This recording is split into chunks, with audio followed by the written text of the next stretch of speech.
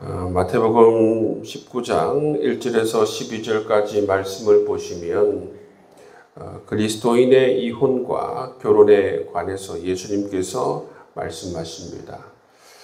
이 이혼 문제를 이 19장에서 제기한 사람이 예수님이 아닙니다.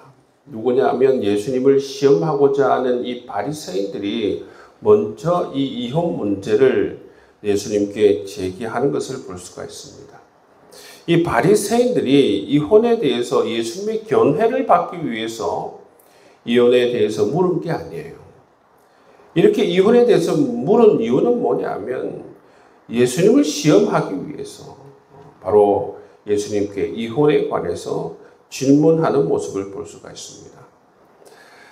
예수님 당시에도 이 유대교 안에서 문제가 되고 있는 것이 뭐냐면 이혼할 수 있느냐 없느냐가 아니었습니다.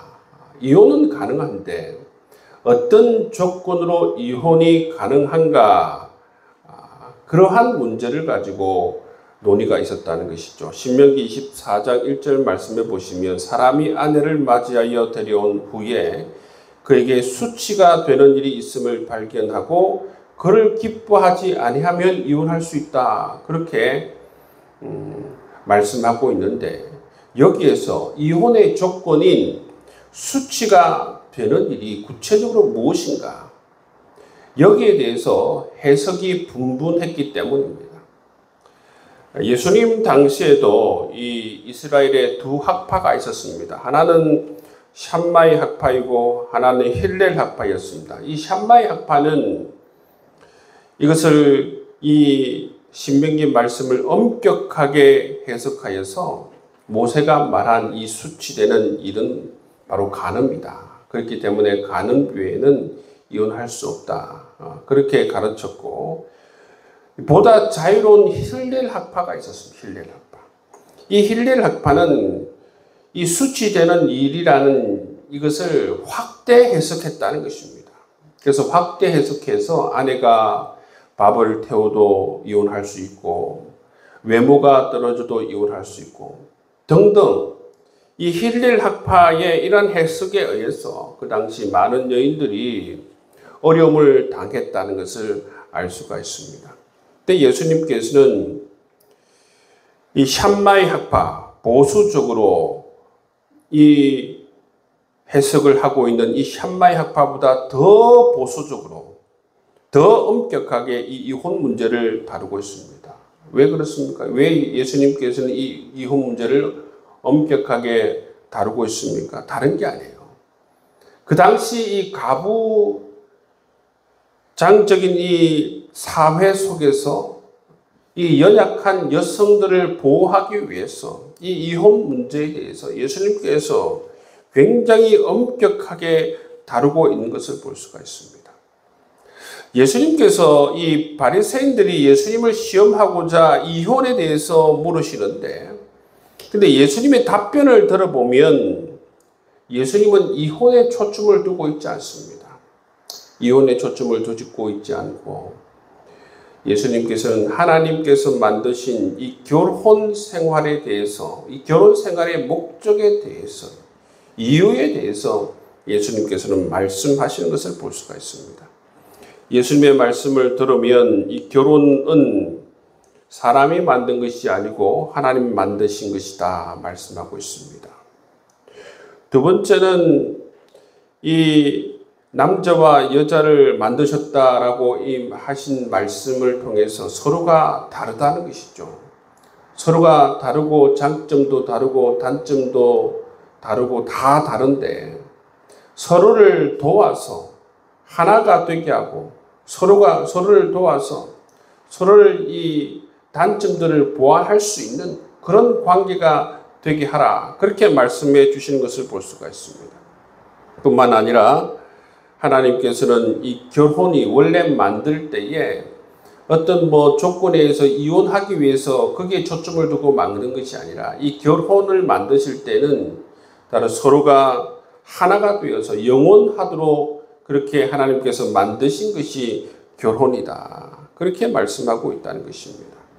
주님께서는 하나님께서는 바로 이 결혼을 만드실 때 이처럼 정말 서로가 하나가 되어서 서로가 서로를 돕고 서로가 서로를 사랑하고 서로의 이 단점들을 보완해서 정말 그렇게 영원토록 부모를 떠나서 한 가정을 이루고 사랑하도록 그렇게 만들었다. 결혼을 만드신 이유에 대해서 그렇게 예수님께서는 답변을 하고 있는 것을 볼 수가 있습니다. 예수님께서 이렇게 답변하신 이유가 뭡니까?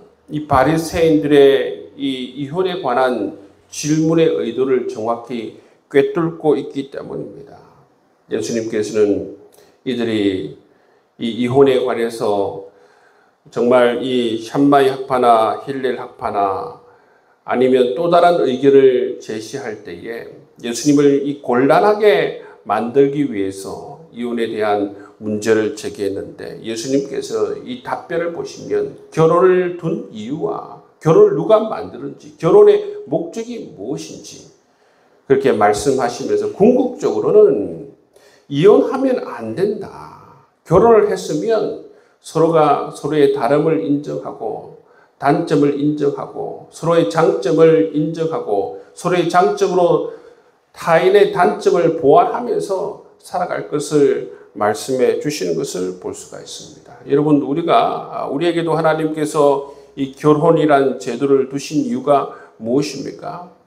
결혼이라는 제도를 두신 것은 바로 서로가 한 몸이 되어서 서로가 서로를 보완하고 도와주며 사랑하며 영원토록 살게 하기 위해서 주님께서 이 결혼 생활이라는 그 제도를 두신 것이다. 그 결혼 제도에 대한 이해를 가지고 여러분 주님께서 우리를 사랑하시는 그 사랑을 가지고 여러분 아내를 사랑하고 남편을 사랑하고 나의 장점으로 타인의 단점을 도우며 그렇게 살아가는 주님께서 원하시는 그러한 가정생활, 결혼생활 될 수 있기를 주의 이름으로 축복합니다. 두 번째 말씀 보시면 마태복음 19장 16절에서 22절 말씀 보시면 부자 청년에 관한 말씀이에요.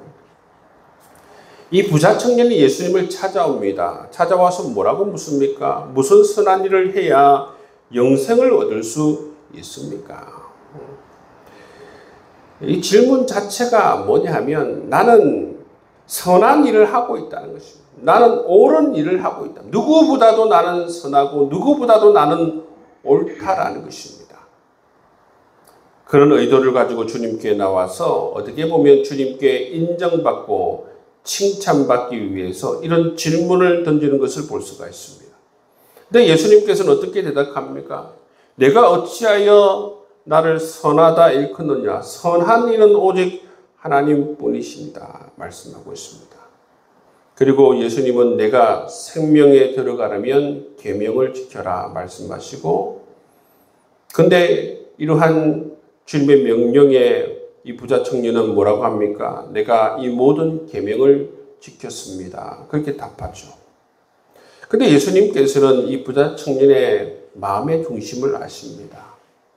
사람들은 이 부자 청년이 자기가 옳다라고 우기고 그렇게 주장하면 그러니 하고 따지지 않고 넘어갈 수도 있지만 예수님은 다른 분이에요. 예수님의 마음의 중심을 정확하게 꿰뚫는 분입니다.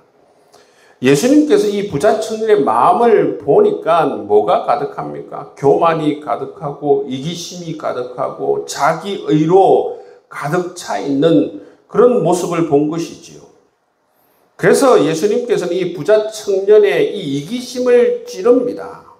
그래서 뭐라고 말씀하십니까? 가서 내 소유를 팔아서 가난한 자들에게 주라. 그리하면 하늘에서 부활가 내게 있으리라. 그리고 와서 나를 따르라. 그렇게 말씀하죠. 그렇게 말씀하니까 이 청년이 어떻게 합니까? 재물이 많음으로 말미암아 근심하며 예수를 떠나버립니다. 그 마음 속에 있는 교만이 예수님의 말씀에 의해서 찔리고 그 이기심이 이 말씀에 의해서 그렇게 드러나게 되는 모습을 볼 수가 있습니다. 부자 청년은 자기 자신을 자랑하기 위해서 자기 자신의 의를 드러내기 위해서 칭찬받기 위해서 예수님께 와서 이렇게 물은 것을 볼 수가 있습니다. 여러분, 사람들은 이 부자 청년을 인정해 줄지 몰라도 우리 주님께서는 우리의 마음의 중심을 보시는 분이시라는 것입니다.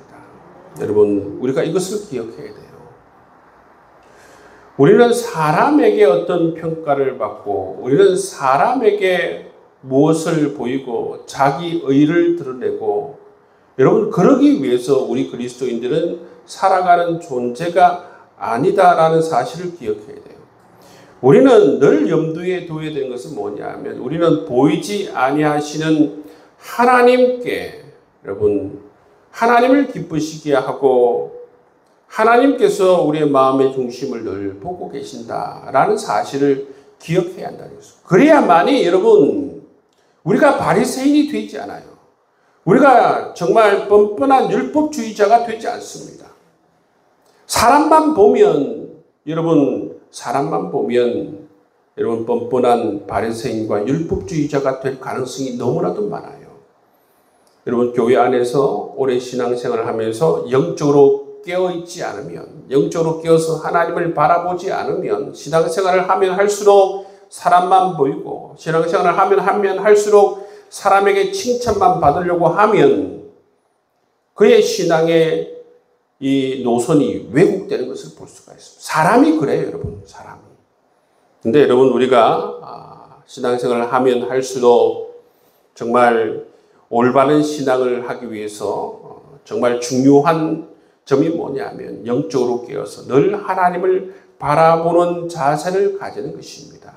우리의 하나님께서 우리의 마음의 중심을 보신다라는 생각을 가지고 늘 솔직하고 늘 진실되게 살아가려고 하고, 늘 하나님을 사랑하고 하나님께 소망을 두고 하나님을 신뢰하며 살아가길 원하고, 하나님 말씀을 경외하며 하나님 말씀에 순종하며 살아가려고 하는 자세가 너무나도 중요하다는 사실을 우리는 알 수가 있습니다.